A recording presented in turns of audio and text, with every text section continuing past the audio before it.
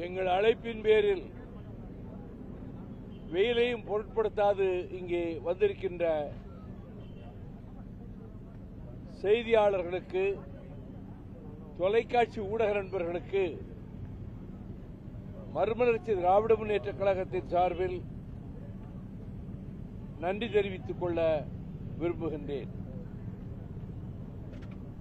2015ஆம் ஆண்டில் சென்னை உயர்நீதிமன்ற மதுரை கிளையில்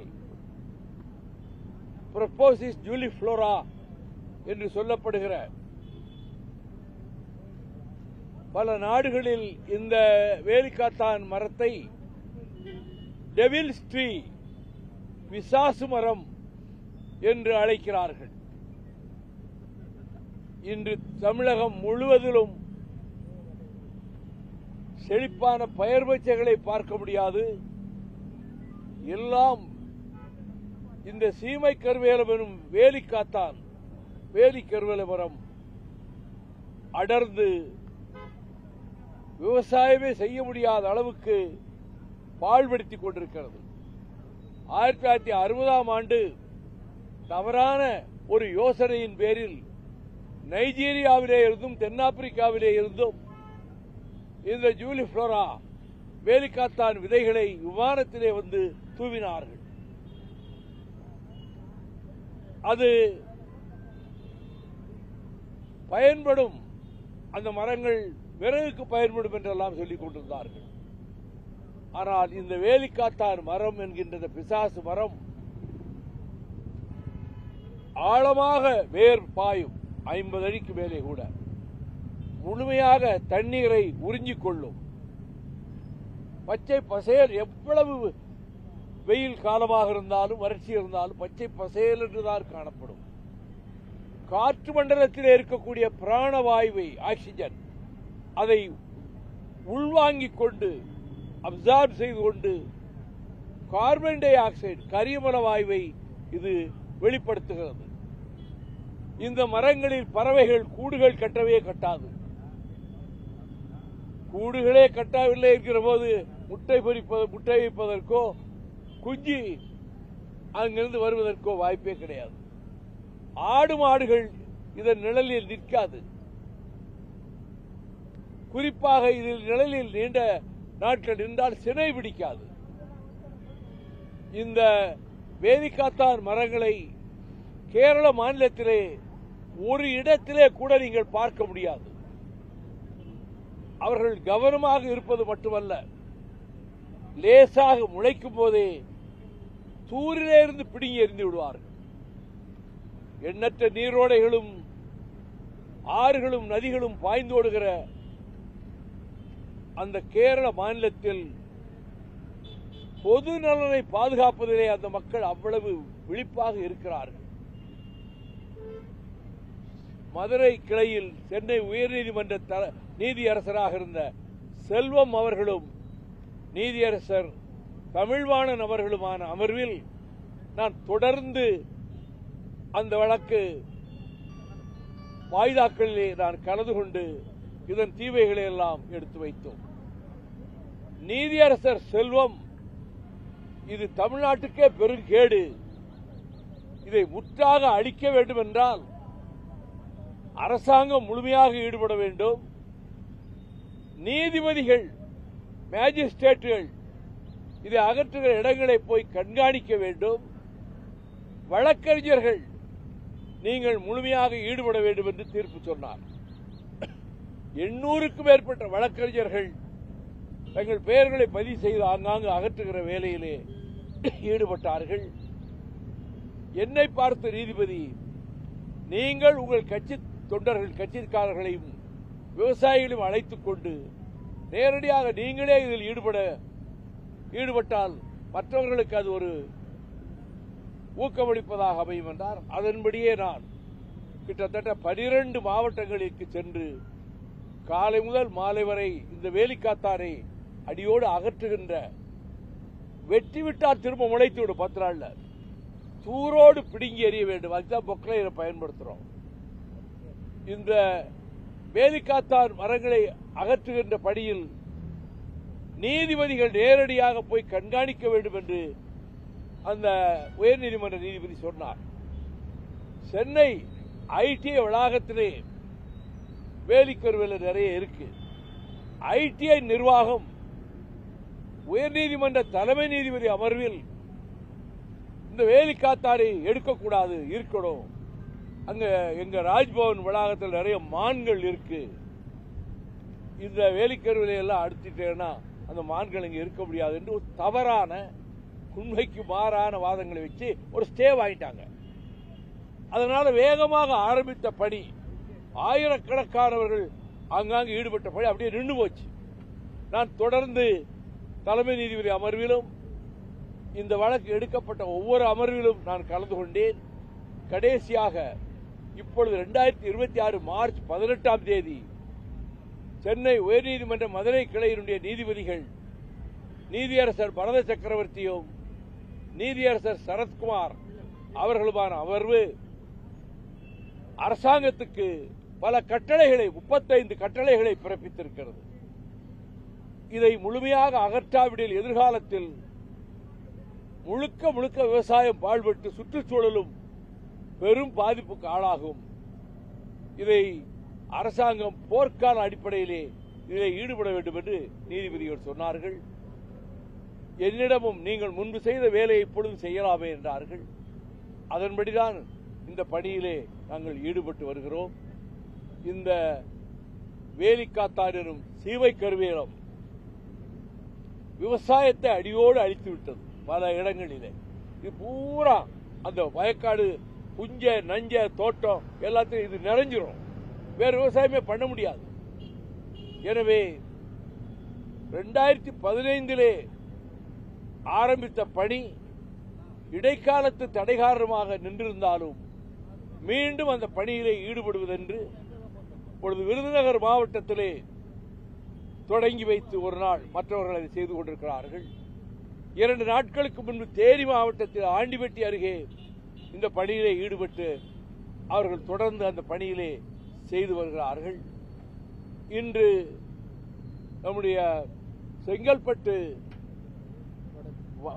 வடக்கு மாவட்டத்தின் செயலாளர் அன்பு சகோதரர் மகேந்திரன் அவர்களும் துணை பொதுச் செயலாளர் ஜீவன் அவர்களும் மாவட்ட செயலாளர்கள் சுப்பிரமணி, லோகு, கருணாகரன், நொச்சிக்குப்பம் ரவி, பூவை திருவள்ளூர் மாவட்டம் பூவை பாபு உள்ளிட்ட மாவட்ட செயலாளர் சென்ட்ரல் நிசார், பாஸ்கர் உள்ளிட்டோர் வந்திருக்கிறார்கள். விடுதலை சிறுத்தைகள் சார்பாக மாவட்ட செயலாளர் எங்களை வரவேற்க வந்திருக்கிறார். ரொம்ப நன்றி. விவசாய சங்கத்தினரும் இதிலே கலந்து கொண்டிருக்கிறார்கள். இது அரசாங்கம் 35 கட்டளைகளை நிறைவேற்றுகிற அளவுக்கு அது முழுமையாக ரெவென்யூ ஆபீசியல்ஸ் இதிலே ஈடுபடுத்த வேண்டும். இது தமிழ்நாட்டுக்கு பெரிய கேடு. இது இந்த பிசாசு மரம் கேரளா மாதிரி ஆகணும் தமிழ்நாடு. அதற்காகத்தான் மற்றவர்களை ஊக்குவிப்பதற்காக நாங்கள் முன்மாதிரியாக எங்கள் செயல்பாடுகளிலே தமிழ்நாட்டு வாழ்வாதாரங்களை காக்கின்ற பணிகளிலே எப்படி மறுமலர்ச்சி திராவிட முன்னேற்ற கழகம் தன்னை அர்ப்பணிப்போடு ஈடுபடுத்திக் கொண்டு இத்தனை ஆண்டு காலம் அது முல்லை பெரியாறு பென்னிக்குக் அணையை பாதுகாப்பதாக இருந்தாலும், நெய்வேலி நிலக்கரி நிறுவனம் வடநாட்டு பெருமுதலாளிகளிடம் போய் சேர்ந்து விடாமல் தடுத்த வகையில் வெற்றி கண்டு, நியூட்ரினோ அப்சர்வேட்டரி அதை தேனி மாவட்ட அம்பரப்பர் மலையிலே அமைத்து அமெரிக்காவுக்கு அணுக்கதிர்களை பூமிக்கு அடியிலே செலுத்துகிற அந்த திட்டத்தை உயர்நீதிமன்றத்திலே நான் பல மணி நேரம் வாதாடி தடை உத்தரவு 2015 வாங்கினேன். இப்பொழுது 11 ஆண்டுகளாக நிறுத்தப்பட்டிருக்கிறது. நியூட்ரினோ ஸ்டெர்லைட் நாசகார நச்சாலை தூத்துக்குடி மண்டலத்தையே அழித்துவிடும் என்பதால் 18 ஆண்டுகள் இடைவிடாது போராடி நீதிமன்றத்தில், உயர்நீதிமன்றத்தில், தீர்ப்பாயத்தில், உச்சநீதிமன்றத்தில் நான் மணிக்கணக்கிலே வாதங்களை வைத்திருக்கிறேன். கடைசியாக அது கடைசி சுப்ரீம் கோர்ட், ஹைகோர்ட்டுக்கே டைவர்ட் பண்ணி நீங்களே திரும்ப முழுமையாக விசாரிக்கணும்னு சொல்லி நீதியரசர் சிவஞானமும் நீதியரசி பவானி சுப்பராயன் அமர்வுகளே நான் 3 மணி நேரம் வாதங்கள் வைத்திருக்கிறேன். அந்த ஸ்டெர்லைட்டை நிரந்தரமாக மூடுகிற தீர்ப்பு கொடுக்கப்பட்டு விட்டது. ஆனால் ஸ்டெர்லைட்டினுடைய நிறுவனர் Anil Agarwal, one of the billionaires of the world, உலக கோடீஸ்வரர்களில் ஒருவன், மிக மட்டரகமான காப்பர், கான்சென்ட்ரேட்டட் காப்பர், ரொம்ப விலை குறைஞ்ச மட்டரகமான காப்பரை ஆஸ்திரேலியாவிலிருந்து கொண்டு வந்து இதிலே கோடிக்கணக்கிலே அவர் லாபம் சம்பாதிப்பதனால மகாராஷ்டிராவிலே தொழிற்சாலை கட்டடம் அமைந்து எந்திரங்கள் அமைந்து எல்லாம் வேலை நடக்க இருந்த நேரத்தில் அங்கே உள்ள விவசாயிகள் 10,000 பேர், குறிப்பாக அல்போன்சா மாமரங்களை வளர்க்கிற விவசாயிகள், கடப்பாறை சமட்டியோடு போய் பட்ட பகலிலே உடைத்து நொறுக்கிறார்கள் ஸ்டெர்லைட்டை. சீஃப் மினிஸ்டர் சரத்பவார் போலீஸை வித்ட்ரா பண்ணி அவங்க உடைச்சு நொறுக்கட்டுன்னு விட்டுட்டு மறுநாள் லைசன்ஸை ரத்து பண்ணாரு. ஆனா கோவா மாநிலத்துக்கு போற அனில் அகர்வால், வேதாந்தா குழுமம் இங்க உள்ள வராதேன்ட்டாங்க. அடுத்து குஜராத்துக்கு போறான், எங்க ஸ்டேட்ல அலோவ் பண்ண மாட்டேன்ட்டாங்க. இங்கே சகோதரி ஜெயலலிதா முதலமைச்சராக இருந்தார், வந்து பார்த்தார், கோரிக்கை வைத்தார், 7வது நாளே லைசன்ஸ் வாங்கிட்டார். வாங்கினது மட்டுமில்ல, அதனுடைய கண்டிஷன்ஸ் 250 மீட்டர் கிரீன் பெல்ட் இருக்கணும் இருந்ததை ஒரே வாரத்தில் அப்ளிகேஷன் போட்டு அது 25 மீட்டரா குறைச்சி ஆர்டர் வாங்கினாங்க. இப்படி பல்வேறு வாதங்களை வைத்ததனால்தான் அந்த வழக்கிலே வெற்றி பெற முடிந்தது. இதை நான் ஏன் குறிப்பிடுகிறேன் என்றால், மறுமலர்ச்சி திராவிட முன்னேற்ற கழகம் வெறும் தேர்தலுக்காக இயங்கிக் கொண்டிருக்கிற கட்சி அல்ல. தமிழ்நாட்டு வாழ்வாதாரங்களை வரிசையாக சோழ மண்டலத்தில் ஹைட்ரோ கார்பனை மீத்தேனை வரவிடாமல் தொடர்ந்து போராட்டங்களை நடத்தி, காவிரி மண்டலத்தில் அதை பாதுகாப்பதற்கான பிரச்சாரத்தை மேற்கொண்ட காலத்தில் தான் மேகதாட்டு அணை கட்டப்போகிறான் என்ற செய்தி வந்தவுடன் 2012 14 வருடங்களுக்கு முன்னால் 1000க்கும் மேற்பட்ட தோழர்களோடு நான் கிருஷ்ணகிரி மாவட்ட எல்லையிலிருந்து மேகதாட்டு அணை கட்ட அனுமதிக்கவே கூடாது, அது தமிழ்நாட்டில் 25 மாவட்டங்களினுடைய குடிநீருக்கு பேராபத்தாக முடியும், கொள்ளிடத்துக்கு தண்ணீர் வராது, மேட்டூருக்கு வராது, கல்லணைக்கு வராது, அங்கே 67.2 டிஎம்சி தண்ணியை தேக்க போறான் மேகதாட்டில். இந்த மேகதாட்டு அணையை பொறுத்தமட்டில் நான் சொல்லுவது, மத்திய சர்க்கார் தான் இதிலே நமக்கு எதிராக இருக்கக்கூடிய முதல் வில்லன். ஏன்னா 2014 டிசம்பர்ல 7-8 தேதிகள்ல டெல்லியில அன்றைக்கு மந்திரியாக இருந்து மறைந்து விட்ட அனந்தகுமார் வீட்டில் ஒரு ஆலோசனை கூட்டம் போட்டு கர்நாடகத்தை சேர்ந்த அனைத்து கட்சி எம்எல்ஏக்கள், எம்பிக்கள், மந்திரிகள், மத்திய மந்திரிகள் கலந்து 2 நாள் ஆலோசனை கூட்டம் போட்டு மேகதாட்டை கட்ட முடிவு செய்தார்கள். மத்திய அரசினுடைய சுற்றுச்சூழல் அமைச்சர் பிரகாஷ் ஜவடேகர் கலந்துகிட்டு, நீங்க அணைய கட்டுங்க, ஏற்பாடு பொருள்களை சேகரிங்க, நாங்க வெளிப்படையா அனுமதி கொடுக்க மாட்டோம், நீங்கள் கட்டுகிற வேலையை நீங்கள் நடத்திக் கொள்ளுங்கள் என்று ஊக்குவித்ததன் விளைவு, மத்திய சர்க்கார் ஊக்குவித்ததனால்தான் இப்ப 950 கோடிக்கு அலாட்மெண்ட் பண்ணி எல்லாம் கருங்கல்லு, சிமெண்ட், கம்பி எல்லாம் கொண்டு குவிச்சு வச்சுட்டான். இந்த மேகதாட்டு அணை கட்ட கூடாது என்பதை ஏற்கனவே உச்சநீதிமன்ற தீர்ப்பின்படி அமைக்கப்பட்ட நடுவர் மன்றம், ரைப்பேரியன் ஸ்டேட், கீழ்ப்படிமத்தில் இருக்கிற மாநிலம் நம்ம தமிழ்நாடு தான் ரைப்பேரியன் ஸ்டேட், அனுமதி இல்லாமல் எந்த ஒரு தடுப்பு சுவரோ அணையோ கட்டக்கூடாதுன்னு திட்டவட்டமான ஒரு தீர்ப்பை நடுவர் மன்றமும் கொடுத்திருக்கிறது, காவிரி வேளாண்மை ஆணையமும் கொடுத்திருக்கிறது. திராவிட முன்னேற்ற கழகம் சட்டமன்றத்தில் அவர்கள் அதுவரை வெளியே தெரியல, புதுசா ஒரு நடுவர் மன்றத்தை அமைக்கணும்னு இவங்க ஒரு பெட்டிஷன் போட்டிருக்காங்க. ஆக புதிதாக நடுவர் மன்றம் அமைக்க வேண்டும் என்று இப்பொழுது தமிழ்நாடு சட்டசபையில் எதிர்க்கட்சி தலைவராக இருக்கிறவர் இந்த மேகதாட்டு பிரச்சனை விவாதத்தின் போது புதிதாக நடுவர் மன்றம் அமைக்க வேண்டும் என்று சொன்னார். ஏற்கனவே நடுவர் மன்றம் கொடுத்த தீர்ப்பை மறைத்து விட்டார். இந்த விவரங்கள் தெரியாத காரணத்தால் முதலமைச்சர் அவர்களும் அதை ஏற்றுக்கொண்டு புதிதாக நடுவர் மன்றம் அமைக்க வேண்டும் என்ற கோரிக்கையும் அந்த தீர்மானத்திலே சேர்த்திருக்கிறார்கள். நான் தமிழக அரசுக்கு உங்கள் மூலமாக, செய்தியாளர்கள் மூலமாக கேட்டுக்கொள்வதெல்லாம், புதிதாக நடுவர் மன்றம் என்று அமைப்பது ஏற்கனவே நமக்கு பாதுகாப்பான ஒரு தீர்ப்பை நடுவர் மன்றத்திலே பெற்றிருக்கிற காரணத்தால் பாதகமான ஒரு தீர்ப்பு வந்துவிடக்கூடாது. எனவே அந்த முயற்சியில் ஈடுபட வேண்டாம். நடுவர் மன்றம் அமைக்க வேண்டும் என்று மத்திய அரசை நீங்கள் கேட்க வேண்டாம். தீர்மானம் சட்டமன்றத்திலே தீர்மானம் நிறைவேற்றியிருக்கலாம். ஆனால் நீங்கள் இந்த உண்மை நிலையை, யதார்த்த நிலையை எண்ணி பார்த்து நீங்கள் புதிதாக நடுவர் மன்றம் அமைக்கின்ற கோரிக்கையை நீங்கள் வைக்க வேண்டாம். நீதிமன்றத்தில் வைக்க வேண்டாம், மத்திய அரசிடம் வைக்க வேண்டாம். ஆகவே தமிழகத்துக்கு பல்வேறு வகையிலே நெருக்கடிகள், ஒன்று மேகதாட்டு அணை, இன்னொன்று ஹைட்ரோ கார்பன், இது எல்லாவற்றை விட இயற்கையாகவே இந்த விஷமரமாகிய, பிசாசு மரமாகிய வேலிக்கருவேலம் தமிழ்நாட்டை பெரும் கேட்டுக்கு ஆளாகி இருப்பதால் அதை அகற்றுகிற பணி, இதனால இதை பார்த்து யாரும் ஒரு ஓட்டு போட்ட போறதில்லை. அதை நாங்கள் எதிர்பார்க்கறது இல்லை. தமிழ்நாட்டில் தமிழக வாழ்வாதாரங்களை காப்பதற்கு என்ன செய்ய வேண்டுமோ அதை செய்து அதில் ஜெயித்திருக்கிறோம். நாங்கள் முக்கியமான பிரச்சனைகள்லாம் நாங்கள் தான் போராடணும். முல்லை பெரியாருக்கு 8 வருஷம் நாங்கள் தான் இடைவிடாது உண்ணாவிரதம், மறியல், நடைப்பயணம் தொடர்ந்து நடத்துறோம். வேறு கட்சிகளாக ஒன்றும் நடத்தல. அதே போல தான் நீட்டோடு வைத்து நாங்கள் மட்டும்தான் போராடணும். அதுக்கு 11 வருஷமா தடை வாங்கி வச்சிருக்கிறேன், தடுத்து வைத்திருக்கிறோம். அதை, அந்த திட்டத்தை செயல்படுத்த விடாமல். எனவே இந்த பிரச்சனையிலும் விவசாயிகள், பல்வேறு கட்சியினர், அவர்களும் அரசு இதை அகற்றுகின்ற பணியிலே வருவாய்த்துறை அதிகாரிகளை ஈடுபடுத்தி பட்டா நிலங்களிலும் அவர்களாகவே அகற்றிக் கொள்ளலாம். மற்ற புறம்போக்கு இடங்களிலே அகற்றுகிற பணிக்கு அரசு ஒரு திட்டத்தை தயாரிக்க வேண்டும்.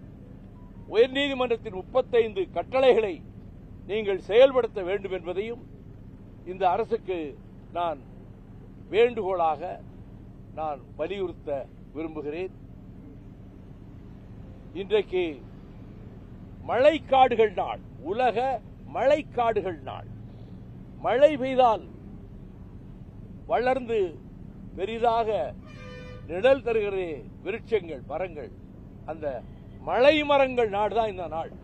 இந்த ஜூன் 22 இந்த நாளில் நம்முடைய தமிழ்நாடு முதலமைச்சர் மாண்புமிகு சகோதரர் ஜோசப் விஜய் அவர்களுக்கு இன்றைக்கு தான் பிறந்த நாள். நான் காலை 8:40 அவருக்கு பிறந்தநாள் வாழ்த்து சொல்லியிருக்கிறேன்.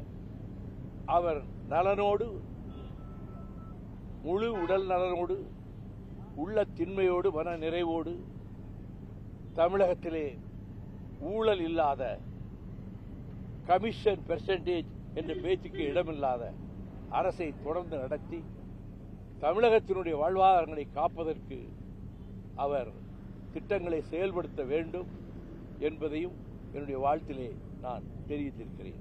இது சம்பந்தமா வேற ஏதாவது கேட்கணும்னா கேள்வி. மேகதாது விவகாரத்தில் சொன்னீங்க முதல்வருக்கு தெரியலன்னு சொல்லிட்டு, அப்போ அவங்களுக்கு வந்து அதில் கவனம் இல்லைன்றீங்களா, இல்லை தெளிவு இல்லைன்றீங்களா சார்? தெளிவு அந்த எதிர்க்கட்சி தலைவருக்கு இல்லை, குழப்புனது அவர். அதனால திடீர்னு இப்படி சொன்னப்போ அதனுடைய பின்னணி அவருக்கு முழுமையா தெரிவிக்க வாய்ப்பு இல்லை. அதனால அதை தீர்மானத்தில் சேர்த்தாங்க. சட்டமன்றத்தினுடைய தலைவர் வந்து முதல்வர் தானே சார்? அவங்க தானே முதல்வர் தாங்க. முதல்வர் எல்லாவற்றையும் ஒரு மாதத்துக்குள்ள பல விஷயங்களை அணிந்த ஞானவானாக யார் இருக்க முடியும்? நீங்க இருக்க முடியுமா? நான் இருக்க முடியுமா? எல்லா விஷயங்களும் தெரிஞ்சிருக்க முடியுமா? அப்ப தவறான ஒரு யோசனையை சொல்லக்கூடாதுல்ல. சொன்னது எதிர்கட்சி தலைவர், அவர் தான் குற்றவாளி.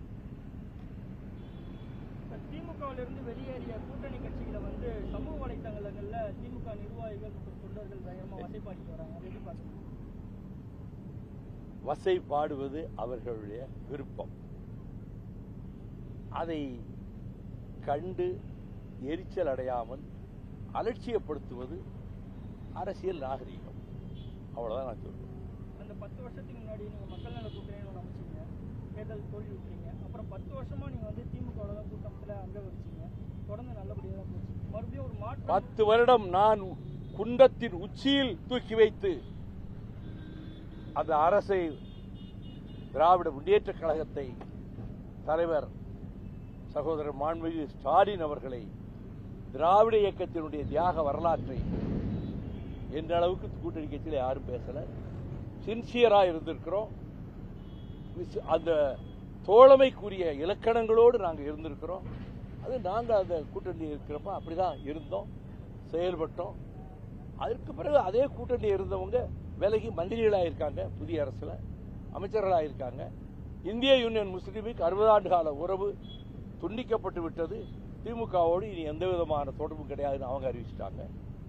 மார்க்சிஸ்டுகளும் கம்யூனிஸ்டுகளும் நாங்கள் திமுக கூட்டணியில இல்லைன்னு அறிவிச்சிருக்காங்க.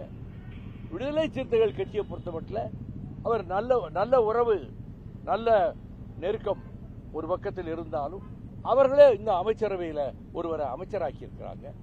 அதனால காங்கிரஸ் கட்சி அமைச்சரவையிலே சேர்ந்துருச்சு. கூட்டணியில் இருந்தவர்கள் எல்லாம் ஏற்கனவே விலகி இந்த முடிவு எடுத்திருக்கிறாங்க.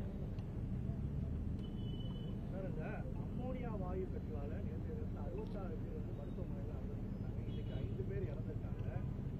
தொடர்ந்து இதில் அரசு எப்படி செயல்படணும்? ஒரு உடனடியாக இதற்கு ஒரு எக்ஸ்பர்ட் கமிட்டி, நிபுணர் குழு, எதனால் இந்த விபத்து ஏற்பட்டது, அந்த கவனக்குறைவுக்கு காரணம் யார், இதில் அவர்கள் மீது வழக்கு தொடுப்பது மட்டுமல்ல, இனி எதிர்காலத்தில் இப்படிப்பட்ட விபரீதமான ஆபத்துக்கள் ஏற்படாத வண்ணம் தடுப்பது எவ்விதம் என்பதும் அந்த நிபுணர் குழு, தகுதியான நிபுணர் குழு யோசனைகளை தெரிவிக்க வேண்டும். மறைந்த இறந்து போனவர்களுக்கு என்னுடைய ஆழ்ந்த அனுதாபத்தையும், மருத்துவமனையில் இருப்பவர்கள் பூரண சிகிச்சை பெற்று நலம் பெற வேண்டும் என்று நான் கேட்டுக்கொள்கிறேன். 12 மாவட்டத்துக்கு சென்று காலை மாலை சீமைக்கருவேலை மரங்கள் அப்படின்னு சொல்றீங்க. 12 மாவட்டங்களில் எந்தெந்த மாவட்டங்களில் இந்த சீமைக்கருவேலை மரங்கள் அதிகமாக வளர்ந்துருக்கு? ராமநாதபுரம் ரொம்ப அதிகம்.